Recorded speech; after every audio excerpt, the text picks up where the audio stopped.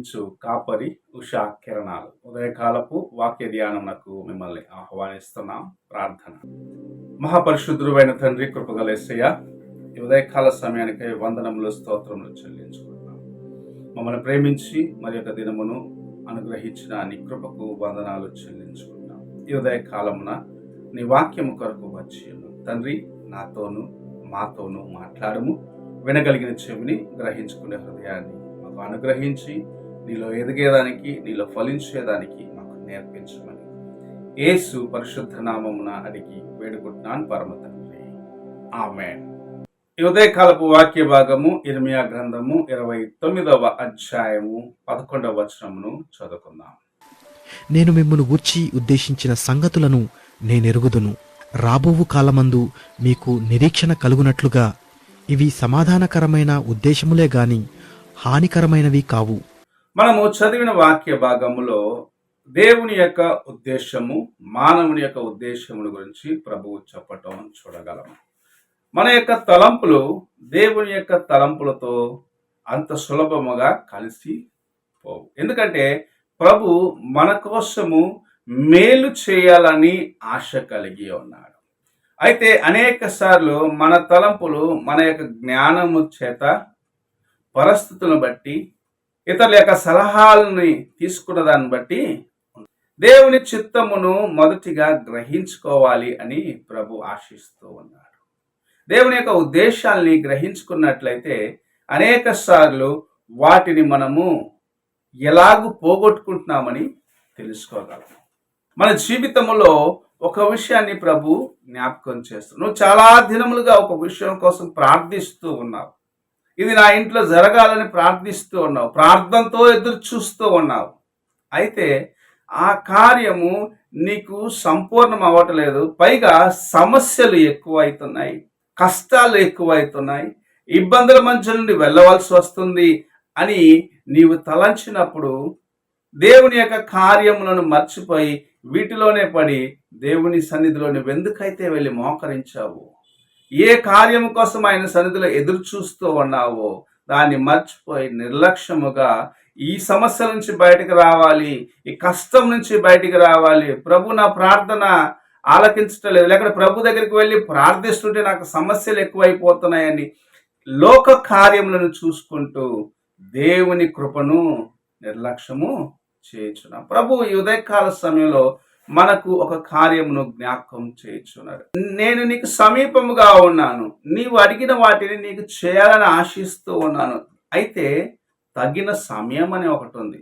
అదే సమయంలో నీకు ఆయన ప్రార్థనలో నీవు అడిగిన కార్యమును అనుగ్రహించాలంటే నీవు దానికి సిద్ధపడిన వాడిగా ఉండాలి, దాన్ని తాలుకోగలాలి. అనగా ఆ ఆశీర్వాదము లేకపోతే ప్రభు ఇచ్చిన కార్యమును ఎలాగో నీ జీవితంలో తీసుకునే దాన్ని ఇతరులకు నీవు పంచే వ్యక్తిగా ఉంటావు అని నిన్ను సిద్ధపరచాలని ఆశిస్తున్నాడు.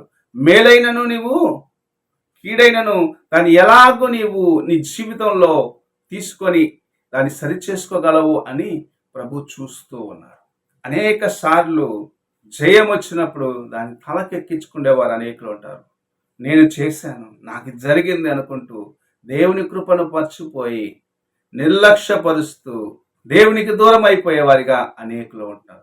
ఇంకా కొందరు ప్రభు నాకు చేయలేదని కృంగిపోతూ, ప్రభు ఈ సమస్యలో నాకు సహాయం చేయలేదు అనుకున్న రీతిగా తమ్ము తామే కృంగదీసుకుంటూ దేవుని కృపకు దూరం అయిపోతున్నారు. అయితే నీ తలంపులు దేవుని తలంపులు వంటిగా మార్చబడినప్పుడు, ఆయన యొక్క ఉద్దేశాలుగా నీ యొక్క ఉద్దేశము మార్చబడినప్పుడు, ఆయన నీకు ఏమి చేయాలని అనుకుంటున్నాడని నీవు సరిగా గ్రహించుకున్న దినమున ప్రభు నిన్ను ఆశీర్వదిస్తే ఆ ఆశీర్వాదము నీకు మాత్రమే కాదు, నీ కుటుంబముకు మాత్రమే కాదు, నీ స్నేహితులకు కాదు, నీ బంధువులకు మాత్రమే కాదు, నీ చుట్టుపక్కల ప్రతి ఒక్కరికి ఆశీర్వాదకరంగా చేయగలడు. యోసేపును మనము చూసినట్లయితే తనకొక తలంపు, తనకొక దర్శనం వచ్చిన తాను ఉన్నతమైన స్థితికి హెచ్చించబడతాడని గ్రహించి ఉన్నాడు. అయితే దానికి ముందు తన జీవితంలో చూసినట్లయితే ఎన్నో పోరాటములు, తన యొక్క సహోదరులు అతన్ని ద్వేషించినారు, అతని సహోదరులు అతన్ని బావిలో పడవేసినారు, ఆ సహోదరులు అతన్ని బానిసగా అమ్మివేసినారు. బానిసగా వెళ్ళిన స్థలంలో ప్రభు ఆయనతో తోడుగా ఉన్నాడు. బానిసగా వెళ్ళిన వ్యక్తి అపనింద మోస్తూ చెరకు వెళ్ళినాడు. ఏంటిది అని తాను కృంగిపోలేదు. ప్రభు సమస్తమును తన చిత్తానుసారముగా చేస్తున్నాడని గ్రహించుకున్నాడు. దేవుని యందు భయభక్తులు కలిగిన వాడిగా జీవించినాడు. అది ఎలాంటి పరిస్థితి అయినను సరే, కష్టతరమైన పరిస్థితుల్లో దేవుని యొక్క తన హృదయాన్ని జాగ్రత్తగా కాపాడుకున్నాడు. పాపమునకు దూరముగా ఉన్నాడు. తను తాను పరిశుద్ధముగా కాపాడుకున్నాడు. అందుకే ఒక దినం వచ్చినది, చెరలో ఉన్న వ్యక్తిని రాజసింహాసనమునకు ముందుగా నిలబెట్టినాడు ప్రభు.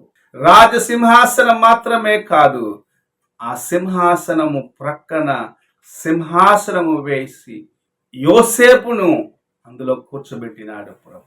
అది దేవుని యొక్క ఉద్దేశం. నీకోసము కూడా ప్రభు అలాంటి తలంపులను కలిగి ఉన్నాడు. అయితే దానికి ముందు వస్తున్న పోరాటములు, దానికి ముందు వస్తున్న కష్టములను, దానికి ముందు వస్తున్న ఇబ్బందులను చూస్తూ, అయ్యో ఇది నేను తాలుకోలేకపోతున్నాను, ప్రభు ఎందుకు నా ప్రార్థన ఆలకించటలేదు, ప్రభు వాగ్దానం చేసినా నాకు ఎందుకు జరగట్లేదు అనుకుంటూ నువ్వు దేవుణ్ణి నిందిస్తూ దుఃఖపడుతూ నీ జీవితాన్ని వ్యర్థపరుచుకుంటున్నావేమో. ప్రభు ఈ ఉదయకాల సమయంలో నీతో మాట్లాడుచూ ఉన్నాడు. నీవు ఎటువంటి పరిస్థితుల గుండా వెళ్ళినప్పుడు ఆశీర్వాదములు నీకు సమీపముగా ఉన్నాయి. నీవు ఇటువంటి పరిస్థితుల్లో వెళ్ళినప్పుడు ప్రభు నీకు సమీపముగా ఉన్నాడు. నీ ప్రార్థనలను ప్రభు ఆలకిస్తూ ఉన్నాడు. నీకు జవాబిచ్చేదానికి ఆయన తగిన సమయం కొరకు ఎదురు చూస్తూ ఉన్నాడు. అయితే నీవు విడువక దేవుని వైపు చూసి ఆయన కృపను సంపాదించుకోవాలని ఈ ఉదయకాల సమయంలో ప్రభు నీతోనూ నాతోనూ మాట్లాడుచు ఉన్నాడు. ఆయన తలంపులు వంటివి నీ తలంపులుగా మార్చుకో. నీ తలంపులను దేవుని యొక్క ఉద్దేశములకు సరిగా ఉండినట్లుగా మార్చుకున్న దినమున నీ వెళ్ళవలసిన త్రోవలో ప్రభు నీకు సహాయము చేసి నిన్ను ఆశీర్వదించి నడిపించేదానికి తోడుగా ఉన్నాడు.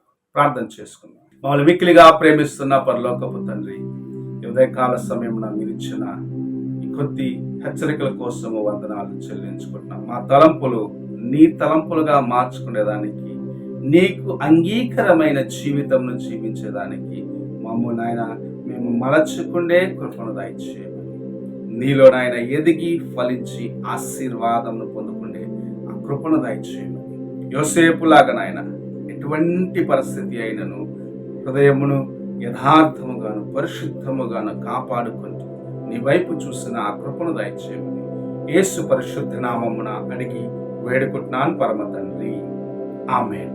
తండ్రి అయిన దేవుని ప్రేమ, కుమారుడైన క్రీస్తు కృప, ఆదరణకర్తైన పరిశుద్ధాత్మక సహవాసము ఇప్పుడు ఎల్లప్పుడూ తోడై ఉండి సదాకాలము నడిపించును గాక. ఆమేన్.